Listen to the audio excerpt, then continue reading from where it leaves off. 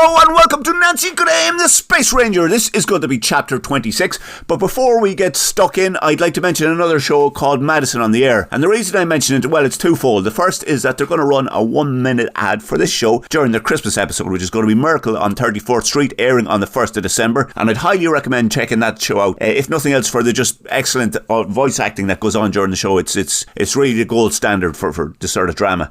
And the other reason I mention it is because the star of that show has also taken part in an Irish science fiction production earlier in the year with the Ireland's top stand-up comic John Cleary, and the two of them have a bit of banter in a mock radio show. It's well worth checking out if you get a chance. But anyway, I'd just like to say thanks to the crew on that show, because it's very kind of them to give this Nancy Goodham a run at the big time. And to my mind, that is the big time. That's the gold standard of this kind of stuff. Anyway, a hen, it's a daw, it's a tree, and away we go. The thing about tunnelling underground purgatorial labyrinths is that there's not much to discuss, other than the mechanics of tunnelling and mealtimes. Swen news that someone had developed a novel way of distributing breakfast, and that a large fat extraterrestrial was creating an army of noobs, passed out from Canteen RB78, the news spread quickly. In fact, it took mere seconds to spread throughout the labyrinth, which, if it was anywhere other than the Labyrinth of Chunticle, would have been a remarkable act of information distribution. The upshot of the news was that almost every noob in the labyrinth began heading towards Canteen RB78 to see what was happening. Nancy found herself walking in the opposite direction to the curious noobs. She had decided that Chapter 25 was of little or no use in helping her rescue her commander, or finding a way back to Earth, and decided to head well away from it, and leave Bip, Martina and the Sheriff to their newly acquired self-imposed subterranean circumstances. She had left Canteen RB78 and headed in the opposite direction of the airflow along the large clay torchlit tunnel outside. This brought her past a large crowd of approaching curious noobs. The urge to be first in a crowd of onlookers, which can be distracting at the best of times, was overwhelming for the curious Canteen RB78 bound noobs. Not one of them acknowledged the presence of a crossbow-equipped extraterrestrial walking in the opposite direction. Nancy passed through the advancing crowds of distractedly curious noobs. They gradually thinned into a few slow, straggling older noobs. Nancy took advantage of this to make a closer inspection of her surroundings. What she noticed was flame torches set into the walls at regular intervals, a musty smell, and tightly compacted clay walls and ceiling. She pulled one of the torches from the wall. The smoke was rising from the flame. It seemed to vanish into the solid ceiling. Nancy held the torch above her head to see how this was happening. "A noob must never dig up," cautioned a voice nearby. The owner of the voice was a very elderly, frail-looking, pickaxe-wielding male noob. He was shaking the index finger of his right hand over and back as he spoke. Nancy lowered the torch. "Why is that?" asked Nancy. "Who knows? Not me, anyway. But it's the only thing us noobs have to remember." "And what if you forget?" "I never have, and probably never will." "Aren't you ever curious to see what's up there?" I used to be, long ago. Not anymore, though. Not since they started doing spaghetti bolognese in the canteen. Now I'm happy enough just to dig. Although, I heard there's no need for that anymore, what with the noob army and everything. My name's Noob 11,988. What's your number?" "Nancy."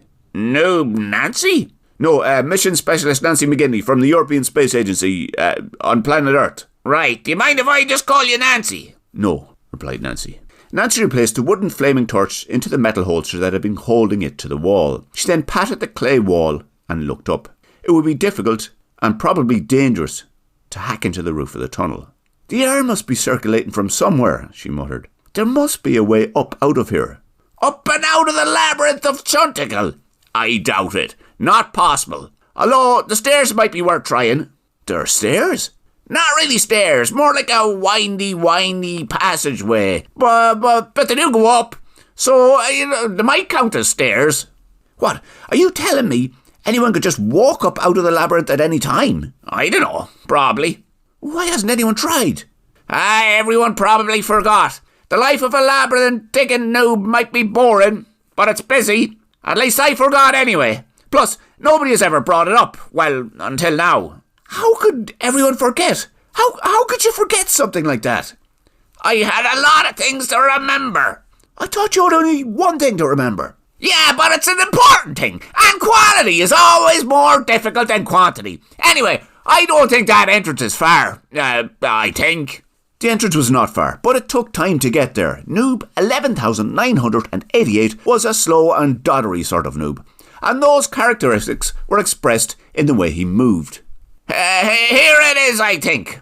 The "here it is" was a much smaller gap in the tunnel wall than the one that had been the entrance to Canteen RB78. Much smaller and rougher, and very dark on the inside. Noob 11,988 shuffled in and upwards. Nancy grabbed another of the torches and followed behind the elderly Jupiterian. The path went round and round, and up and up, and round and up, and up and round. Eventually, a tiny crack of light appeared in front of them. I think I might leave my pickaxe down. It's slowing me.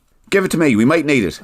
Nancy stopped moving, dropped the flaming torch, took hold of the pickaxe, turned back to face the light, and continued her slow walk upwards. The path went round and round and up and up and round and up and up and round. The crack of light got bigger, and bracing air hit them, along with smells. The smells of life. I think we're close to the surface, said Nancy. Yeah, agreed Noob 11,998. Definitely we are close to the surface. I can know that smell. It smells like something from another lifetime, but I know it. The crack of light was now bigger and closer and gave enough light to illuminate the wrinkly, exhausted face and torso of Noob 11,988. The door, such that it was, that European Space Agency mission specialist Nancy Goodale McGinley and her newly acquired decrepit Jupiterian noob aide came to, was large, wooden, covered in moss, and seized shut. Nancy said the words, "Stand back, noob," and swung the axe at the once functioning door. It rewarded her with a thunk sound, but the light and structure stayed as before her strike.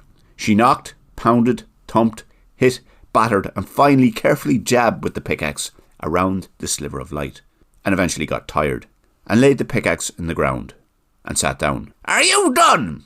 asked Noob 11,988. "Yes," puffed Nancy. "Are you sure you're done?" asked Noob 11,988. "Yeah." "Do you mind if I have a go?" asked Noob 11,988. "No." Nancy stood up to make way for Noob 11,988, who shuffled towards the barrier/door. He groaned with the effort of leaning over to grab the pickaxe. Nancy felt briefly guilty for not handing the tool to her elderly Jupiterian acquaintance, but reasoned that if the noob was foolish enough to want to have a swing, he might as well take all the associated discomfort. Noob 11,988 swung the pickaxe and wobbled forward with the effort. Nancy rolled her eyes and closed them. She heard a tap as the forged metal made contact with ancient wood. And then Noob 11,988 uttered the words, "Hey, I recognise this place." Nancy opened her eyes to see daylight streaming into the passage. The former door was scattered in a pile of moss-covered wood pieces outside the moss-covered frame that marked the boundary between the sunlight-free corkscrew cavern leading from the Labyrinth of Chunticle to the surface of Jupiter. Beyond the moss-covered frame were shrubs and a gravel area of ground. How is that possible, Noob 11,988? I mean, I'm an astronaut in the prime of my life, and you are, well, very elderly. We have a saying here in Culaduff. The crossbow-equipped extraterrestrial explorer for the eye-rolling slouch of dismay, and the elderly tunnel-digging noob for the rigid doorway demolition. That's very specific. Did you say this place is Culaduff? It is, Nancy. I recognise the smell right away. It's a smell I haven't sniffed in many years. Digging the Labyrinth of Chunticle may be torturous punishment, but the sanitation is excellent. Here in Culaduff, we just defecate at the edge of town. Or at least we used to when I lived here. We are, by the smell of it, at the entrance to the disused basmitical mine. And by the smell of things, people still defecate here. Mind where you step. Noob 11,988 stepped out from the cavern and onto the gravel that covered the ground immediately outside the entrance. Nancy stood up and followed. What she saw was a semicircle of gravel across the ground extending for about 10 metres to a covering of shrubs. The smashed remains of a heavy wooden door, a wooden frame set into a cave entrance at the bottom of a steep rocky slope, about 70 degrees, leading up into a hazy mist and mountains, and then a gravel-worn path leading through the shrubs and into a well-established woodland, and an assorted collection of feces of varying levels of vintage. So you're from here, like a local? asked Nancy. I used to be. Now I'm from the Labyrinth of Chunticle. Time is a bit of a blur in the labyrinth. I know lots of it has passed, and let me tell you, my body lets me know it too. But somehow this place seems to be the same. Nancy, in an attempt to put a positive spin on their surroundings, said, "It must be nice to be back." It is, said Noob 11,988. And cooling off only gets better from here, he added. He then began walking the worn gravel path leading into the neatly managed forestry. Slowly. Nancy followed in his slow and shaky footsteps, which wasn't a very hard thing to do. I well remember this place, reminisced Noob 11,988. Back then I was known as Harry Selden. If you had told me that in the future I'd be known as Noob 11,988, I wouldn't have believed you. I suppose it's true what they say, the future is always unknown until it's the present. And then it's always slightly different than what you expected. Nancy didn't reply. She was looking for some sort of landmark to get her bearings. The sky was blue, and they were heading towards the low sun, which meant they were going west, which did not really help at all. I suppose anyone who remembers me will still know me as Harry Selden, so it's probably better if I'm called that from now on. Okay. I suppose that means the future I imagined in the past is not really much different to this one, so... Sure. Nancy and the newly renamed Harry Selden followed the path through neatly managed forestry. Ah, this takes me back, noted Harry. There's nothing like uniform rows of trees. Some people say trees should be let grow wild with their branches extending up to the stars. Not me, though. I like them straight, in decent, honest rows, 3 feet apart, and clipped, where necessary. Okay, replied Nancy. She'd been only half listening. Well, quarter listening would be more accurate. 1/4 of her mind was on the path and following Harry. The other half of her mind looked upwards, despite the bright sunlight, as she felt sure she could see stars. The quarter of Nancy's mind that had been watching the path noticed the trees growing more sparse and buildings start to appear. They were low single-storey buildings at random scattered intervals, ranging from 10 feet to 100 metres or so. Some looked like dwellings, insomuch as they had small, low windows and chimneys and doors that faced onto the path, but most of them looked to be outbuildings or storage. Harry walked slowly over to the door of one of the apparent dwelling houses, pushed it open and stuck his head inside. Nobody home, he said. This place is a lot quieter than I remember it. Nancy and Harry passed about 10 more silent stone buildings. Then there were no more trees and the sloping path wound into a large open grassy area of ground. Hills sloped upwards all around. A river snaked through the open ground in front of them, leading to a large collection of buildings, large enough, in human terms, to qualify as a village. Ah, that's where everyone is, said Harry. That's where everyone is, he was referring to was a group of 80 or so humanoids gathered in a semicircle around a barrel wagon where the river met the collection of buildings. Harry walked straight towards him. Nancy followed, and they both covered a distance, eventually, to the group. Everyone in the group was seated, some on rough wooden chairs and some on boxes, but most were simply seated in the grass facing the barrel wagon and the collection of buildings/village behind it. That's Ofaldon Glumhostivule, said Harry, pointing to one of the seated humanoids. Do you know, yours haven't been good to him. Harry walked over to a very old male humanoid who was sitting facing the wagon with his legs spread and his arms behind his back. I never thought you'd get as old as what you have, Ofaldon, said Harry. Huh? asked the very old humanoid. It's me, Harry Selden, replied Harry. Speak up, yelled the old humanoid. It's me, Harry Selden. No, Harry's been gone years. He insulted the Bongerlon, said he was useless at Nangleball, and I think he was sent to Chunticle. I expect he's dead. No, I'm Harry Selden, yelled Harry. It was a loud enough yell to draw the attention of a dozen or so seated humanoids, and inspire them to shush in unison. Harry Selden, is that you? Incredible. I knew I recognised your voice. No, you didn't, disagreed Harry. What's going on? I was full sure you'd be dead by now, Harry. How did you get free from the Labyrinth of Chunticle? I heard it was infinite. Is it? How come you look so young? That travelling show about the Dragon Blarden is in town. Talked the elderly seated Ofaldon. I didn't die. I got out of the labyrinth with the help of this extraterrestrial. I think it is infinite, but I've no way of really knowing. The food is good in there, and regular sleep and hard work has kept me fresh enough, although I've trouble with stairs. Are you telling me the Travelling Joe about the dragon Blarden is here today? Yes, it's about to start too, and you two arrived just in time. Oh, we did so. Well, we had a bit of trouble breaking out of the tunnel and it held us up. Turns out extraterrestrials are useless at breaking through old rotten wood. Who'd have thought? Anyways, we're here now, which is probably no harm because it was in the plot, yelled Harry. The yell prompted an extremely lengthy and loud shh from most of the surrounding humanoids, which was concluded by someone saying, "Will you shut up, you pair of old goats, the show is starting," in a slightly menacing tone. Just then, a Geronimus flomp slumbered its way out of the front of the barrel-top caravan and flunked its way round to the side of the caravan facing the seated crowd. Nancy and Harry instinctively sat down. It was an instinct Nancy did not knowingly possess, but she found herself seated and waiting for something to happen. The place was unnaturally silent. Habobolus splines shot out from the Geronimus flomp. Each spline had an incalculable amount of peripheral tendrils, and each tendril splayed outwards. In an instant, the sky was filled with splines and tendrils and stars, and then it went dark, and only the stars were left. The Geronimus flomp began speaking. Nancy listened. The words took her to an exposed rock clearing on the side of a low hill. The hillside was forested. It looked just like the forestry that had flanked the path that she had just walked with Harry, but there was something unnatural about the place she was in now.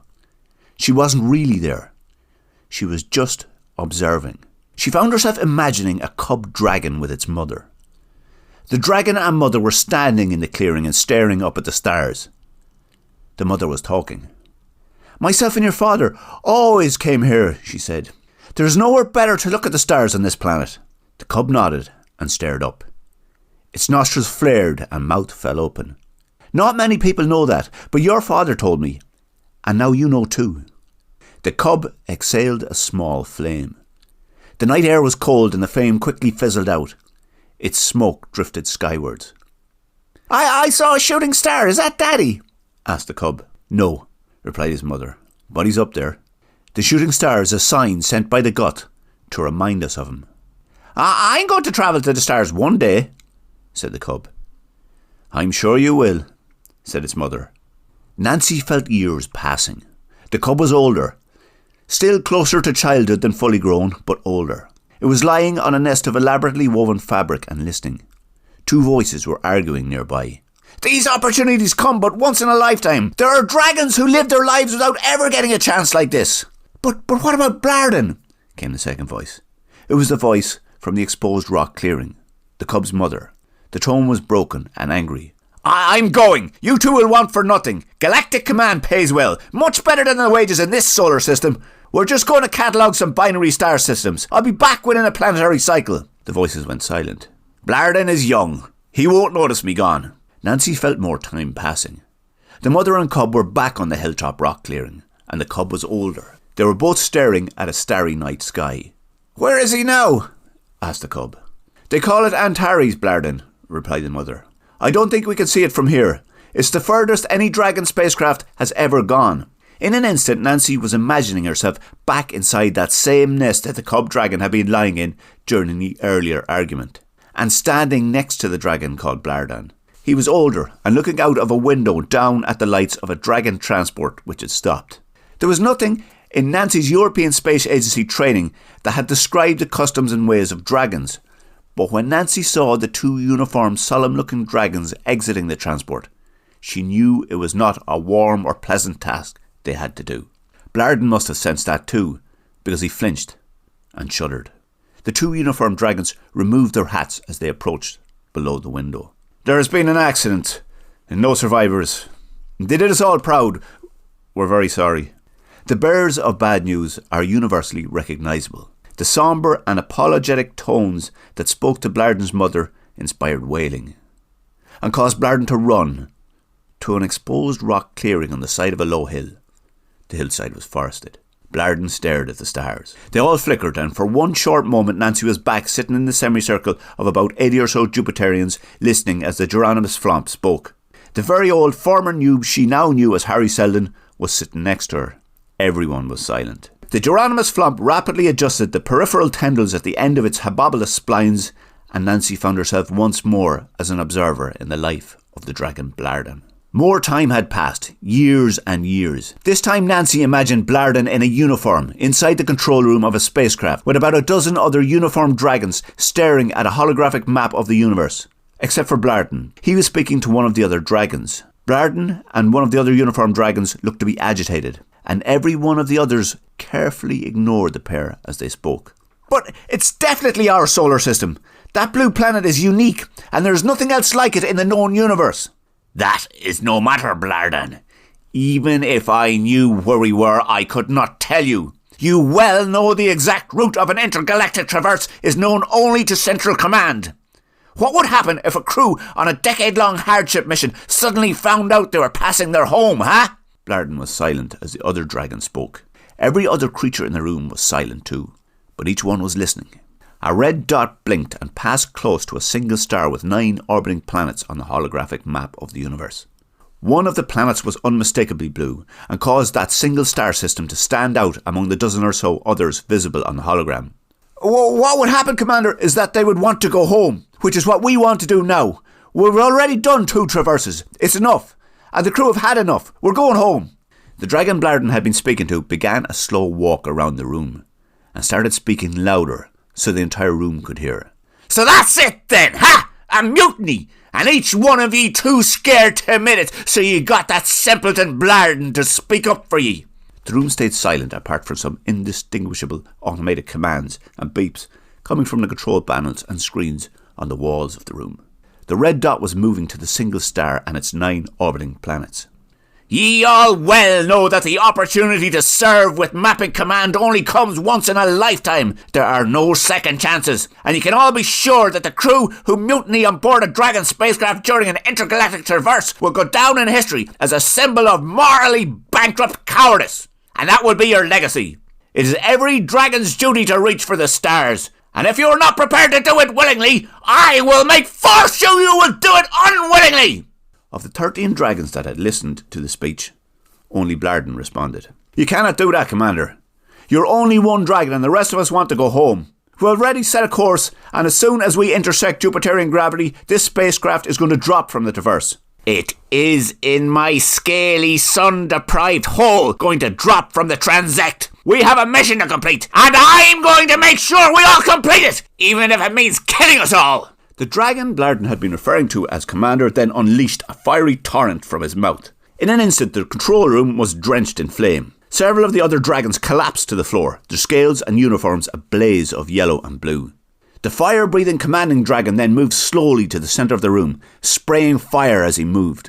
Every panel and display on the walls of the room blinked and chimed in alert. A sprinkler system soaked the room, but it was no match for the flame. The dragons who had not already succumbed to the flame began to spit flame back. Blarden ducked into the one corner of the room that was not completely ablaze and attempted to operate the controls. Smoke was everywhere. Nancy watched in silence from her universe-apart audience viewpoint and saw fleeting images of dragons striking and tearing at each other. Their movement was fast and brutal and the flames intense. One by one the dragons fought and died until there was only 2 left breathing. One was the dragon Blarden had referred to as the Commander. He was injured, wheezing, and lying in the middle of the control room, apparently unable to stand. The other was Blarden. Is that you in the corner, Blarden? How does it look? All systems down. We've lost propulsion. Life support is failing. And we're caught in the gravitational pull of the largest planet. There are 4 large moons, but it looks like we'll miss them. All systems down? Yes, no propulsion to slow a planetary descent or life support. Hard to tell which will happen first. Asphyxiation or burning up when gravity pulls us into the planet's atmosphere. The largest planet? Jupiter? Yes. Well. You got what you wanted, Blarden.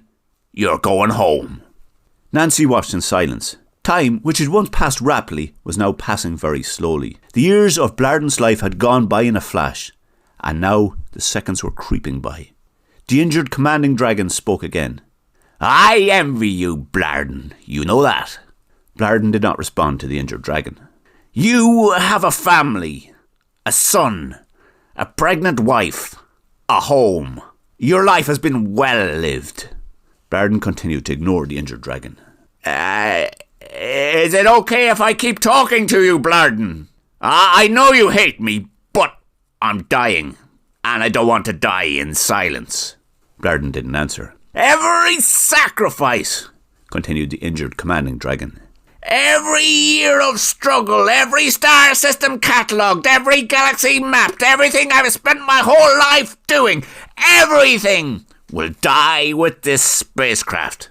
Blarden said nothing. I envy you, Blarden. You can blame me for this, and you might be right, but it is in the nature of dragons to reach for the stars, and you have your memories of a family, of a life on Jupiter, and at least you have those. Yes, I envy you, Blarden, because this ship, this mission, this command, that is all I have ever really had, and now it is all destroyed.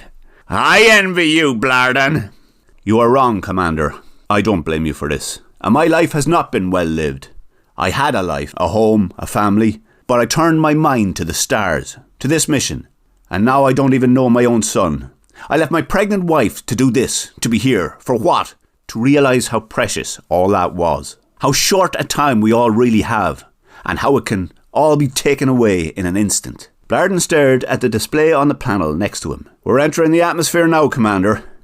Commander? Blarden glanced back at the crumpled hide of the dragon he called Commander. You were only half right, Commander, he said. I am going home, but it is not what I wanted. Nancy found herself imagining a brilliant flash of light, and then an exposed rock clearing on the side of a hill. The hillside was forested. She saw a cub dragon with its mother. The dragon and mother were standing in the clearing and staring up at the stars. The mother was talking. Myself and your father always used to come here, you know, she said. There is nowhere better to look at the stars on this planet. The cub nodded and stared up. Its nostrils flared and mouth fell open. Not many people know that, but your father told me. And now you know too. The cub exhaled a small flame. The night air was cold and the flame quickly fizzled out. Its smoke drifted upwards. I saw a shooting star. Is that Blarden? Asked the cub. No, replied his mother. But he's up there. The shooting star is a sign sent by the gut to remind us of him. I'm going to travel to the stars one day, said the cub. I'm sure you will, said his mother. The Geronimus flomp retracted the tendrils from its habobolus splines and then retracted its habobolus splines. It harumphed, walked slowly to the front of the barrel-top caravan and climbed back inside. The story was over. That, said someone, was a bag of shite. Almost everyone seemed to agree. Yeah, a bag of shite. Big old bag of shite. What? Asked Nancy. Bag of shite, replied someone beside her. Oh, I thought it was very moving, noted Harry. What does a bag of shite on Jupiter mean, Harry? Asked Nancy in a very loud voice.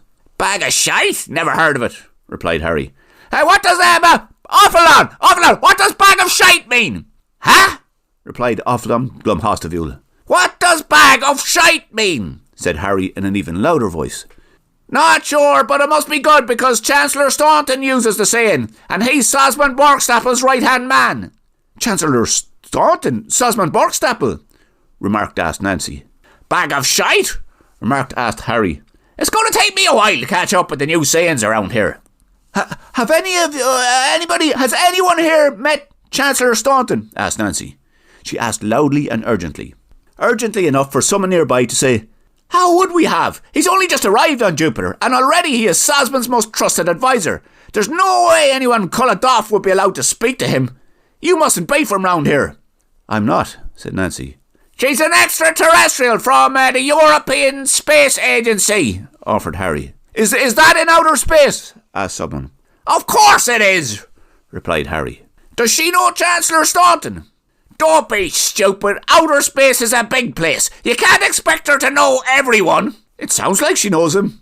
I think I do, said Nancy.